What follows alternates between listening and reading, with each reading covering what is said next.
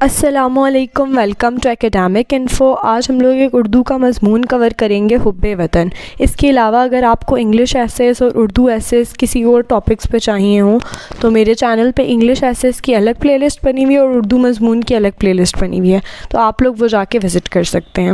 چلیں آج کا ایسے شروع کرتے ہیں۔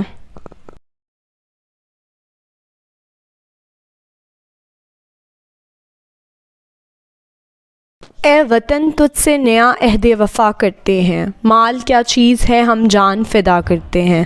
وطن اس خطے زمین کو کہتے ہیں جہاں انسان پیدا ہوتا ہے، کھیلتا ہے، جوان ہوتا ہے، جہاں اس کے والدین، عزیز و اقارب اور دوست احباب بستے ہیں۔ حب کے معنی ہے محبت اور پیار۔ انسان جس سرزمین پر نشو و نما پاتا ہے، اس میں بسنے والے لوگوں سے، اس کے در و دیوار سے، اس کی فضاؤں سے انسان کو ایک خاص قسم کی جذباتی وابستگی ہو جاتی ہے۔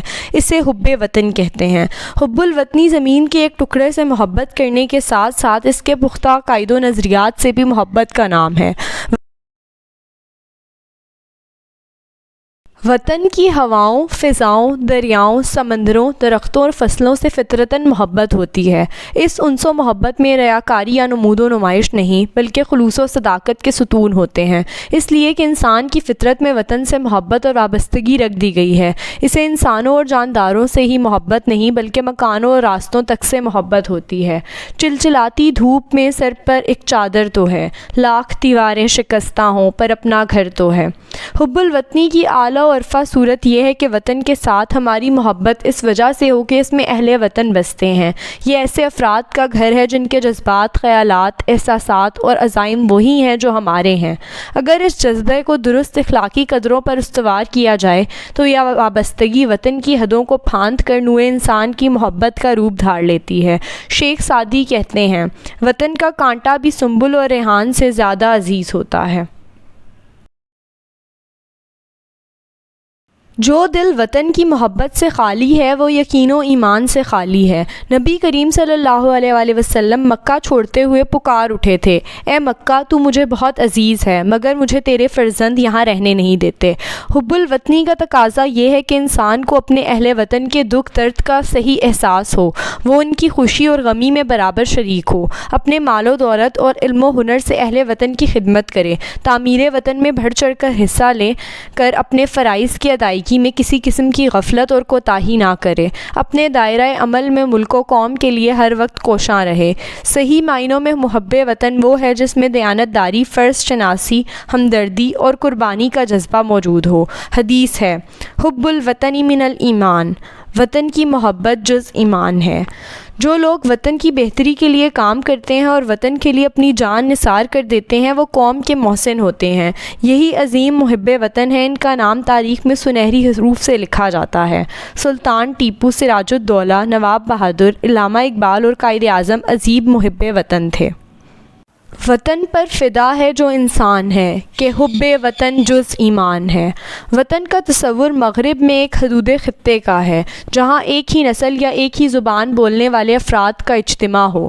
وطن کا یہ تصور بہت سی خرابیوں کو جنم دیتا ہے۔ چھوٹے اور کمزور ممالک میں سیاسی اور ذہنی ابتری پھیلائی جاتی ہے، ان کے مذہبی، معاشی روایات اور ادب پر حملے کیے جاتے ہیں، زبان اور ثقافت کو ترک کرانے کے لیے منصوبے بنائے جاتے ہیں۔ اسلام مغربی تصور وطن کو نہیں مانتا۔ اسلام نسبی اور نسلی فضیلت کا قلع گما کرتا ہے۔ اسلام کا تصور وسیع تر انسانیت کا مفہوم پیش کرتا ہے۔ مسلمان دنیا کے کسی خطے میں رہتا ہو وہ مسلمان قوم کا فرد ہے۔ اسلام دنیا کے تمام مسلمانوں کو ایک خاندان قرار دیتا ہے۔ جنت سے کہیں بڑھ کر حسین میرا وطن ہے، ہمسر ہے فلک کی جو زمین میرا وطن ہے۔ وہ وطن جہاں انسان اپنی زندگی گزارتا ہے، جہاں اس کے والدین، عزیز و اقارب اور دوست احباب ہوتے ہیں، جس کی سہانی فضا میں وہ پروان چڑھتا ہے، پردیس جا کر وہ خواہ کتنا ہی خوش کیوں نہ ہو، وطن میں گزارے دنوں کی یاد اسے ستاتی ہے، وہ بے قرار ہو جاتا ہے۔ اس پر ہی کسی شاعر نے کیا خوب کہا ہے، دشمن کو بھی اللہ چھڑائے نہ وطن سے، جانے وہی بلبل جو بچھڑ جائے چمن سے۔ عام طور پر یہ کہا جاتا ہے کہ کوئی چاہے جو طریقہ بھی اختیار کرے، کسی نہ کسی طور پر حب الوطنی کا جذبہ ضرور رکھتا ہے، لیکن یہ بات درست ہے اور نہیں بھی۔ بدقسمتی سے تاریخ میں کچھ غدار اور وطن دشمن ایسے بھی گزرے ہیں جو بہت زیادہ بدنام ہوئے، ذلت ان کے حصے میں آئی اور وہ ہم وطنوں کے درمیان آج بھی انتہائی گھٹیا سمجھے جاتے ہیں۔ ان میں اگر ہم میر جعفر اور میر صادق کا نام لیں تو بیجا نہ ہوگا۔ اگر وطن کی خاطر جان دینے والے ہمیشہ یاد رکھے جاتے ہیں تو غدار وطن بھی اسی طرح بدنام رہتے ہیں۔ چہرہ بدلا کردار وہی ہے، ہم پہ قابض غدار وہی ہے۔ پاکستان ہمارا وطن ہے اور یہ ایک اسلام کے نام پر وجود میں آیا۔ قیام پاکستان کا مقصد یہ تھا کہ اسلام اور مسلمانوں کے قومی وجود کا تصور ہو سکے۔ پاکستان سے ہماری محبت اس بات کا تقاضا کرتی ہے کہ ہم اسے محنت و خلوص سے ترقی و خوشحالی کی راہ پر گامزن کریں اور اسے اسلام کا ناقابل تسخیر قلعہ بنا دیں۔ پاکستان کو صرف اس خطے کے مسلمانوں کا سہارا نہیں ہے بلکہ پورا عالم اسلام کی سلامتی اور استحکام کا ضامن ہے۔ ہم لائے ہیں طوفان سے کشتی نکال کر، اس ملک کو رکھنا میرے بچوں سنبھال کر۔